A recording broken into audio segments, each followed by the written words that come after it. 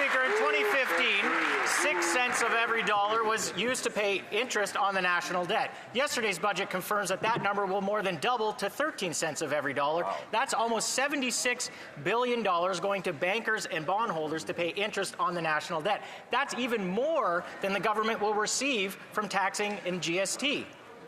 This, when the finance minister says he's making generational investments, is he just saddling the next generation with his unaffordable budget? Here. The Honourable Minister of Foreign Affairs. Mr. Speaker, the member opposite simply is overlooking that Canada has a AAA credit rating, the lowest net debt to GDP ratio in the G7, has been world acclaimed in terms of a home for direct foreign investment, top of the G20 there, Mr. Speaker. The difference between that side of the House and this side of the House is that we believe in Canada. We believe in Canadians. We're diversifying supply chains and we're investing in our population so that we become the strongest economy in the G7. We ask them to join us. The Honourable Member for Simcoe North. Speaker, the difference is that every Liberal finance minister seems to keep breaking their fiscal promises. They said the deficits would be low and temporary. They were long and very large. They said the deficit would be capped. They said the debt to GDP ratio would continue going down. The ratio went up and the deficits blew through the cap. Now we have a new finance minister with a new, weaker fiscal anchor. Will the finance minister confirm that this anchor is weaker, and how long before he breaks his promise too? How long? The Honourable Minister of Artificial Intelligence and Digital Innovation. Mr. Speaker, we are a nation of builders. We're building it for young people. We have the best net to GDP ratio in the G7. We are building affordable homes. We're investing in trades and hospitals. We're creating 100,000 new summer jobs. We are investing in entrepreneurs. Why, Mr. Speaker? This is a budget of resilience. This is a budget of strength. This is a budget of hope. Why don't the Conservatives join us and build Canada strong? The Honourable Member for Riding Mountain. Mr. Speaker, the Prime Minister just delivered one of the most expensive budgets in Canadian history. He promised fiscal responsibility during the last election, but Canadians got a staggering $80 billion deficit instead. That's $80 billion in new debt that will drive up the cost of food, housing, and everything that Canadians buy. After hearing all this talk about change, Canadians are left wondering one thing: how is this Prime Minister's out-of-control spending any different than Justin Trudeau's? The Honourable Parliamentary Secretary to the Minister of Finance. Canadians across this country empowered us in the last election, and now we're empowering them in Budget 2025. A budget that will make generational investments to create the strongest economy in the G7. That's exactly what we're doing. We're building major infrastructure, homes and industries. We're protecting our communities, borders and way of life, and we're empowering Canadians with better careers, strong public services and more affordable life. We know a strong country can be even stronger, but it takes vision and leadership. It's too bad the Conservatives have neither. The Honourable Member for Riding Mountain. Mr. Speaker, the Prime Minister isn't investing. He's spending on the backs of future generations. In fact, because of his reckless spending spree, Canadians will be paying over $55 billion a year in interest alone to service the debt. That's more money spent on interest payments than on health care transfers to help patients. Does the Prime Minister realize that his spending is lining the pockets of his banker and bondholder friends instead of funding our doctors and nurses? Hear, hear.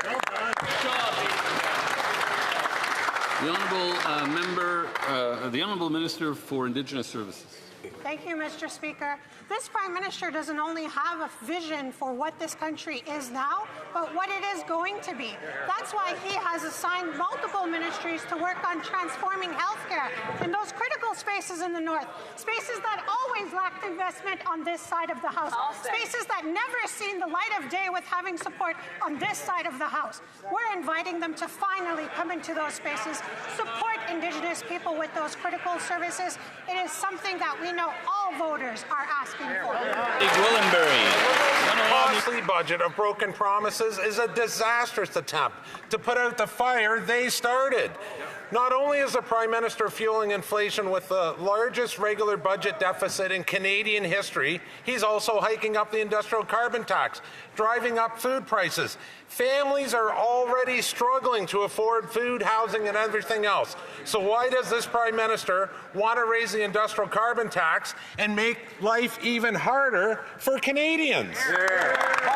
Honourable Secretary of State for Labour. Mr. Speaker, we're creating opportunities for Canadians.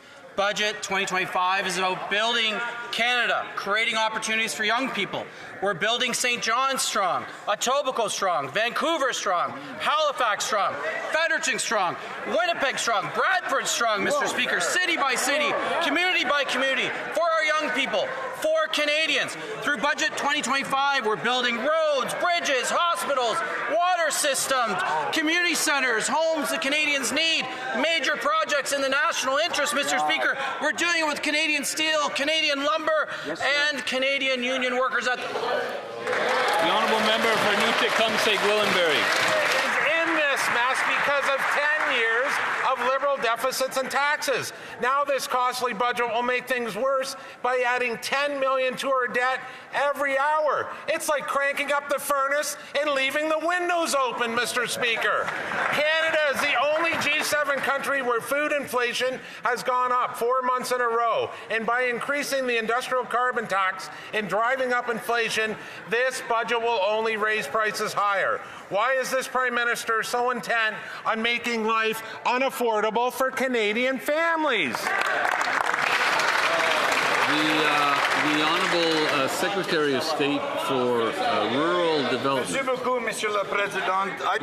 Thank you very much, Mr. Speaker. I ask the Conservatives to join the rest of the country and love our country. I love Canada, Mr. Speaker. They always seem to call Canada down. On this side of the Assembly, we are marketing Canada, something you guys should do. On this side of the aisle, we are defending Canada, Mr. Speaker, something that you guys should do as well. At the end of the day, we're building, you're tearing down Canada. Shame on you. Let's get on the same page. Canadians deserve that, Mr. Speaker. The honourable member for Aurora, Oak Ridges, Richmond Hill. Mr. Speaker, this Prime Minister's costly budget is full of broken promises and is the most expensive in Canadian history. It has the largest deficit in history outside of COVID. It will drive up the cost of food, housing, and everything else that Canadians buy. Liberals had a chance to lower food costs for Canadians, but they chose to make food more expensive by increasing the industrial carbon tax, driving the cost of fertilizer and farm equipment. Why is this Prime Minister increasing the industrial carbon tax and making food more expensive for Canadians? The Honourable Secretary of State for Seniors.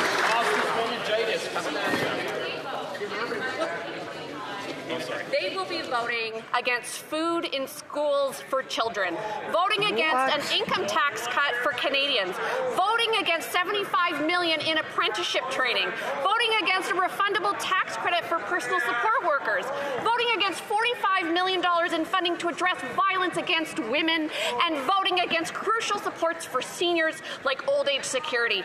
Canadians want to know, who are these Conservatives fighting for? Because it certainly isn't them. The honourable member for Aurora, Oak Ridges, Richmond Hill. We're going to be voting against adding an additional $300 billion in debt for our future generations.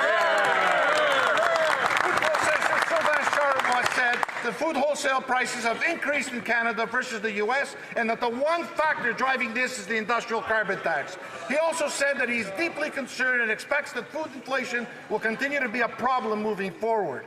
Experts are warning that food prices will continue skyrocketing. So I ask again, Mr. Speaker, why is this Prime Minister increasing the industrial carbon tax and making food more expensive for all Canadians? The Honourable Secretary of State for Children and Youth. Thank you, Mr. Speaker. Our budget delivers historic investments to build Canada strong. This means strong families and strong communities from coast to coast to coast. That includes supports for youth in building skills to help them find and access high-paying careers. We are investing in training and supports for 20,000 youth facing employment barriers. We are investing in an additional 24,000 Canada Summer Jobs opportunities this coming year, co-ops, internships, apprenticeship opportunities for over 55,000 post-secondary students. Canada's new government has a plan to invest in youth. I encourage members opposite to support this plan and to vote for the budget. Thank you, Mr. Speaker. The honourable member for Hastings, Lennox and Addington, Tyendinaga. Mr. Speaker, yesterday Canadians got a taste of one of the greatest sins a government can commit: overpromise and under-deliver. That's right. The Prime Minister promised a generational and transformational budget crafted by the so-called master of monetary policy. Instead of reducing the deficit and showing fiscal discipline, he produced one of the costliest budget deficits in our nation's history. Rather than providing relief to Canadians by reducing the industrial carbon tax, he chose to increase it. Mr. Speaker, why is the Prime Minister raising the industrial carbon tax and making food even more expensive for Canadians? The honourable Minister for Crown Indigenous Relations. Thank you, Mr. Speaker. This budget is about focusing on youth.